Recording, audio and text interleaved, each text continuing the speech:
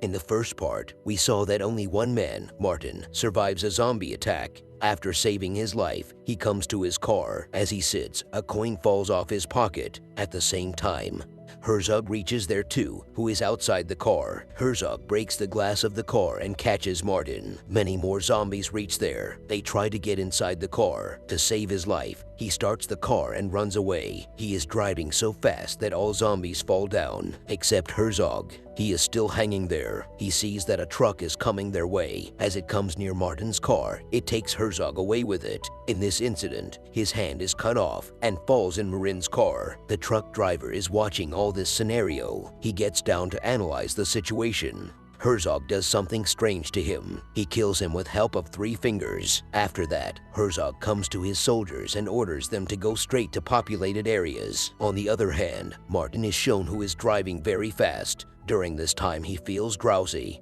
He begins to feel sleepy. The car gets out of control and crashes. He becomes faint. When he gets conscious, he sees that he is in hospital. After that, some police officers come to investigate him. They start asking him a few questions. Martin answers all the questions, but police don't believe him. Martin's bad luck is that he is accused of murdering everyone else. All the blame falls on Martin. The doctor who operated upon him comes to him and says that I have a good news for you. You lost your hand, but luckily, we found it in the car and reattached it to your arm. Hearing this, he looks at his hand when he realizes that this isn't his hand, but Herzog's. When he sees this, he tells the doctor that it isn't his hand. Right after saying this, his hand gets out of his control. Only then did he attacks the doctors and injures many of them. They control him with great difficulty and injects him with an anesthetic injection. As well as Herzog and his team entered the population. They enter a house there and kill its residents. His hand is also cut, so his zombie doctor Nazi operates upon him to stitch his hand with his arm. This is Martin's hand, which fell on the snow there. They found this and stitch it with Herzog's hand. There were so many powers in Herzog that now the hand is taken near his arm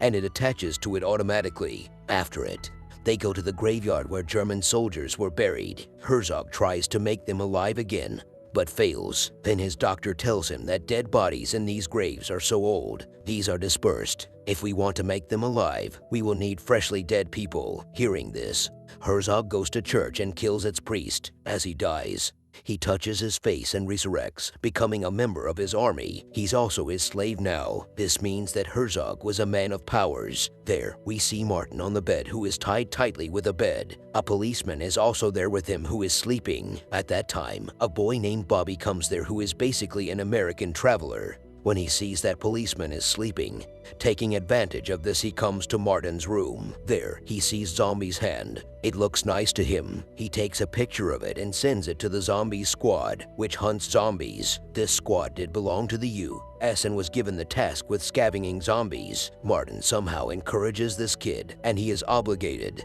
from which he is freed when he realizes a policeman outside. He has been unable to flee. After it, Martin's hand does a strange thing. It throws Bobby outside the window. Seeing this, Martin goes behind him and sees that he has fainted. He tries to make him conscious. He presses his chest, but he presses so hard that his chest becomes crushed and his bones break. It all happened because of that hand, because he was so powerful.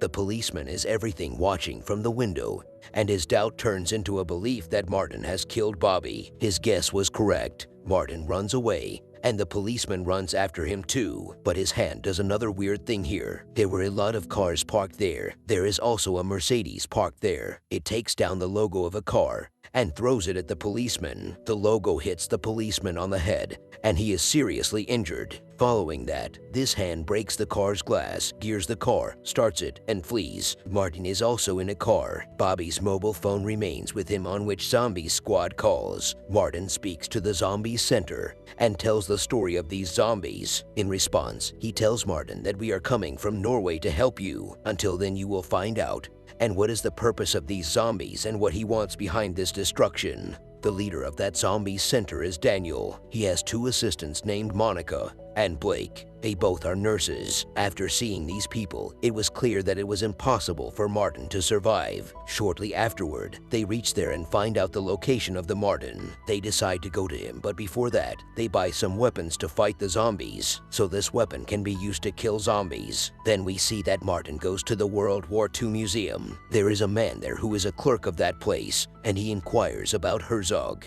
He continues to question him for a long time, but the clerk does not respond. When he refuses to tell with love, Martin uses his hand, so he agrees to tell about Herzog. First of all, he tells the history of Herzog. After listening to history, he realizes that Hitler was the leader of zombies. He had given a task to Herzog.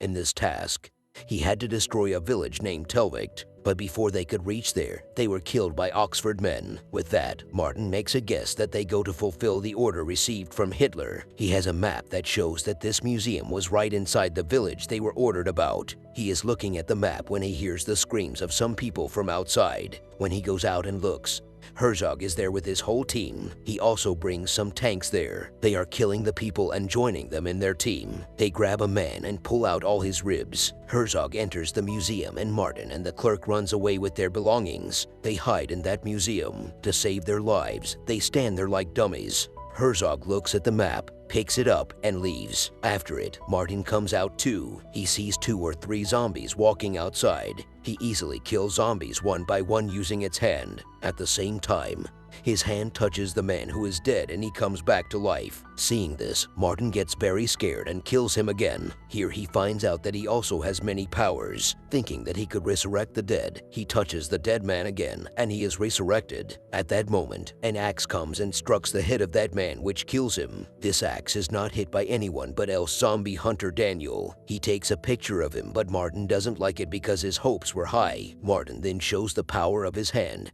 and resurrects the man again. Seeing this, Daniel tells him to form his army. At the same time, it claims that Herzog killed some Russian soldiers. Their bodies are buried in snowy areas. He tells Martin to wake up the dead bodies again, which will form his army, and then we too can take revenge on Herzog. Martin agrees. Then they set out on their mission to resurrect the dead bodies. He leaves the clerks Monica and Blake there to guard Herzog. They will serve his time so that they have more time for their mission. He was moving his tanks forward, and his soldiers were killing people there and including them with them. Monica and Blake have an idea. She says one of us will go to them to bring a zombie, and the rest of the zombies will follow us, and the other's job will be to bomb the rest of all zombies. But for that, we need a person who knows this place.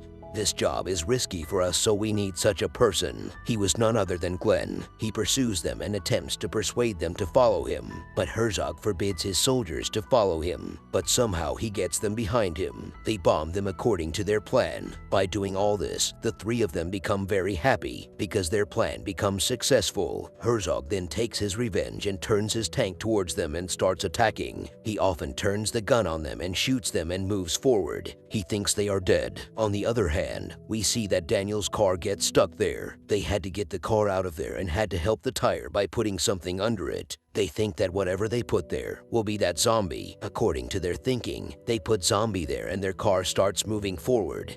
After that, they reach the place where Russian bodies were buried. Then his hand shows the power and all Russians come out of their grave. Martin was also afraid of what would happen if Russian dead bodies did not listen to him. Martin is approached by a Russian commander who has risen from his seat. When he sees him, he becomes terrified and begins to tremble because he was not an ordinary man, but a tall and broad man who was the devil at that time. But Martin was satisfied that they were considering him as their leader. Herzog is moving forward with its team. It is morning and then Martin comes in front of him. There was a whole team of Russian soldiers with him. Herzog gets very shocked because he sees such a large army of Russian soldiers with Martin. He is watching everything. Martin shows him his hand, which is of Herzog. That Russian commander was only looking at Herzog because he desired vengeance. They wanted revenge. The 2 armies moved towards each other to compete. That commander only moves towards Herzog. Meanwhile, many zombies come in his way. He kills everyone. Seeing all this fighting, the policemen reach there. At the same time, he sees that a huge tank from the front is moving towards their car. As soon as he sees it, that tank crushes their car. As soon as the tank gets on their car, they get out of the car, and their life is saved. Everyone goes to a house and hide. Martin orders Daniel to go and control the tanks. After that, a war breaks out between the two soldiers. At the same time, Monica, Blake, and Glenn arrive there. Martin's team was strong enough, that is why they were killing the other team. At the same time, the doctor who was doing his job was redressing the wounded and making them fit for battle. Because both soldiers are fighting, that Russian soldier is about to kill Herzog.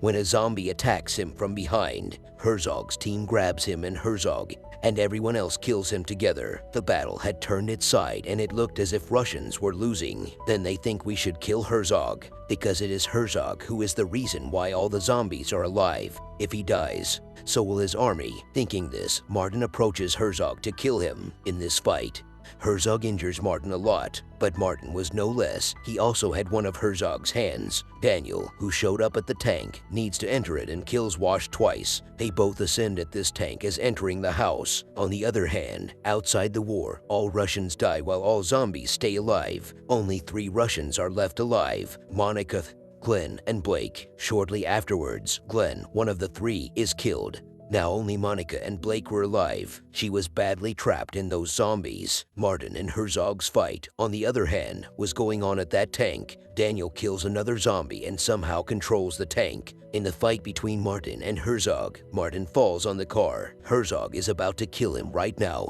but Daniel immediately sits in a tank, turns to the tank's gun towards Herzog and shoots him, which blows his head off and he dies. As soon as Herzog dies, so does his whole army. Monica and Blake were trapped in them, but they are safe now. They feel their victory and celebrate it. Their mission is accomplished, and the zombie hunters depart, as does Martin in his car. He then goes to a grave in the graveyard, which is Hannah's grave. He opens the grave and pulls Hina out of it. As soon as he puts his hand on her to revive her, she revives, and they start living together again. The Nazi doctor then finds Herzog's head, and his head is still alive. This is the end of the movie. Thanks for watching.